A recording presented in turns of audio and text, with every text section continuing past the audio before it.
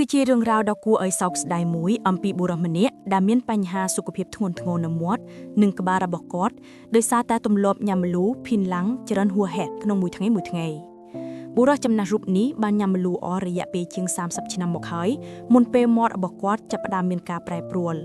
នៅពេលដែលគាត់ចាប់ផ្ដើមញ៉ាំដំបូងគាត់ញ៉ាំត្រឹមតែ1ទៅ2កញ្ចប់ក្នុងមួយថ្ងៃប៉ុណ្ណោះប៉ុន្តែយូរៗទៅការញៀនរបស់គាត់ក៏កាន់តែខ្លាំងរហូតដល់គាត់ញ៉ាំដល់ទៅ20កញ្ចប់ក្នុងមួយថ្ងៃបរិមាណម្លូដ៏ច្រើននេះមិនត្រឹមតែបំផ្លាញសុខភាពរបស់គាត់ប៉ុណ្ណោះទេថែមទាំងធ្វើឲ្យគាត់ចំណាយប្រាក់យ៉ាងច្រើនសន្ធឹកសន្ធាប់ទៅលើការទិញម្លូដែលលុយទាំងនោះអាចចិញ្ចឹមគ្រួសារគាត់ឲ្យរស់នៅបានយ៉ាងសុខស្រួលទៅហើយ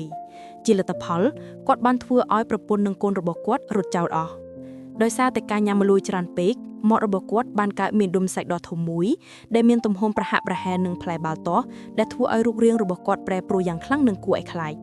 មុខរបស់គាត់បានរងការប៉ះពាល់ធ្ងន់ធ្ងរ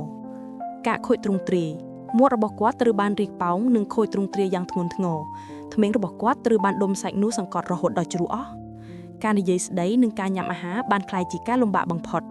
គាត់ត្រូវប្រើកម្លាំងរុញអាហារចូលទៅក្នុងមាត់និងពេលដែលគាត់ផឹកទឹកគាត់ត្រូវងើយក្បាលឡើងខ្ពស់និងតែកម្ពប់ទឹកអស់ពាក់កណ្ដាលដបទើបអាចទទួលបានទឹកបន្តិចបន្តួចទឹកមាត់ក៏ហូរចេញពីមាត់របស់គាត់ជាប្រចាំអ្វីដែលធ្វើឲ្យគាត់រងទុក្ខបំផុតគឺការឈឺចាប់ដែលកើតចេញពីមាត់រៀងរាល់វិនាទី